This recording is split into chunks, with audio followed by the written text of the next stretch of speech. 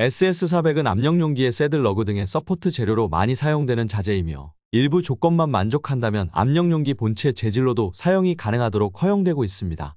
이 SS400 재질은 2016년 SS275로 표기 방법이 변경되었고 탄소, 규소, 망간 등의 화학 성분에 대한 규정이 추가되며 기존의 SS400과 비교하면 전혀 다르다 해야 할 정도로 바뀌었습니다. 여기서 한 단계 더 나아가 2018년에는 SS400 재료와 동일 강종으로 인식되는 혼란을 방지하기 위해 SS275 뒤에 괄호로 SS400으로 표기를 허용하던 것을 SS275로만 표기하도록 개정되기도 하였습니다.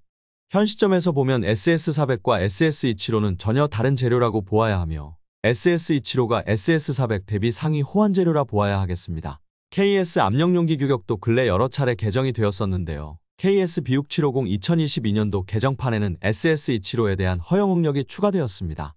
KS B6750이 제정될 당시 SS400에 대한 허용 응력이 부표로 제공되었으나 2012년경에는 허용 응력표에서 SS400이 제외되면서 여러가지 혼선을 주기도 하였습니다.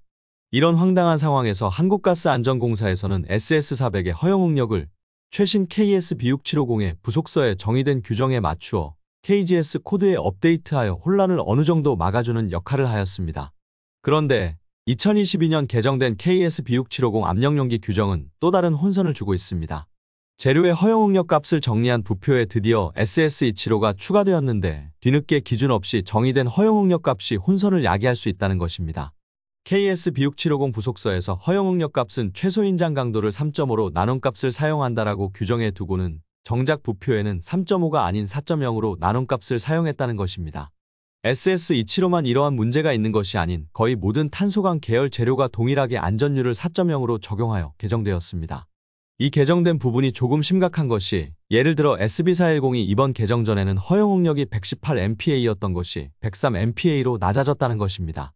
두 재료 외에도 KS B6750 2022년도 개정판에서는 STS304를 포함하여 거의 모든 재료의 허용 응력이 변경되었으니 압력용기 설계하시는 분들께서는 주의가 필요해 보입니다. 허용 응력이 높아졌다면 문제가 없겠지만 제가 확인한 바로는 대다수 재료의 허용 응력이 낮아져 꼭 최신 규정을 적용하시어 강도 계산을 하셔야 할 것 같습니다. 재료의 허용 응력이 낮아졌다는 것은 기존보다 두껍게 압력용기를 설계 제작해야 하여 제작업체 입장에서는 경쟁력이 없는 KS 재료보다는 유사 강종이면서 허용 응력이 높은 비교적 국내에서 쉽게 구매할 수 있는 미국의 ASTM 재료를 사용하는 이상한 현상을 초래할 수 있다 생각됩니다. 이번 2022년도 KS6750 개정은 부속서 허용 응력 정의와도 맞지 않고 국내 압력용기 제조업체의 경쟁력을 악화시키는 너무나도 문제가 있을 수 있는 개정이라 생각되어집니다. 궁금한 사항이나 부족한 부분이 있다면 댓글로 남겨주시면 감사하겠습니다.